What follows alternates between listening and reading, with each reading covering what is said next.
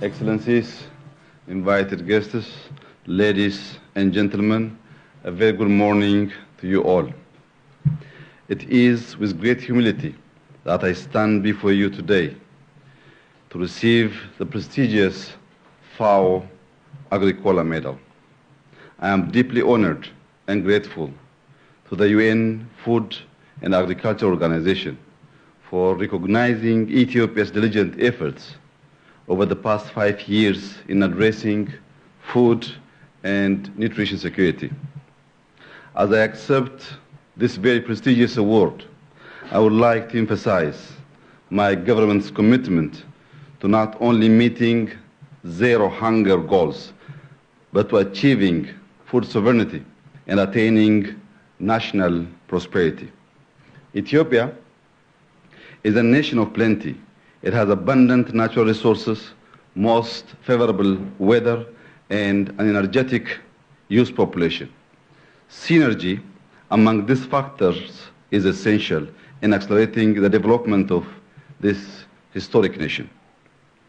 The endeavors we have begun in the past 5 years are thus solid foundations for the next generation. 5 years ago, we introduced an essential policy turning point that generated the national homegrown economic reform agenda through which agriculture, manufacturing industries, tourism, mining, and ICTs were identified as key economic pillars and engines of growth. While all of these 5 pillars hold immense untapped potential, agriculture productivity is critical to our population of more than 120 million and remains the driving force of our economy. The transformation of the sector has seen our total farmed area increase by over 50%, with vast amounts of land for crop production still available for cultivation. As we continue expanding our potential in this sector, our focus on high value and industrial crops is yielding promising results as we have been planting drought tolerant, water efficient crops such as wheat, teff, maize, and sorghum. Wheat, and particularly off-season irrigation, has been a major focus, as for many decades we were dependent on imports. With innovations in our planting practices and the use of technology, we have moved from a wheat deficit to a surplus production increase of 300%. Freeing ourselves from the grips of poverty means we must catalyze our human resources towards enhanced productivity.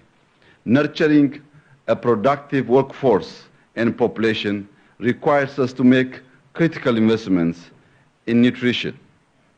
Hence why we have been taking targeted measures in not only expanding farmed land, but also increasing dairy, meats, poultry, fish, and honey productivity.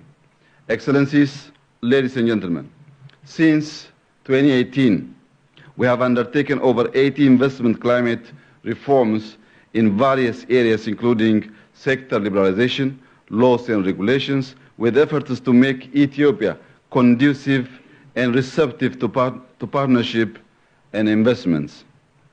In the context of challenging circumstances and a dynamic environment, Ethiopia continues to be a resilient nation, remaining steadfast in our development goals and in attracting investments. To potential investors joining us this morning, I invite you to take a rewarding leap of faith and invest in Ethiopia. And to our development partners, I thank you for your continued cooperation and encourage you to support through innovations and future technologies that will enable us to meet the global growing demand for food. I thank you for your attention. Thank you very much.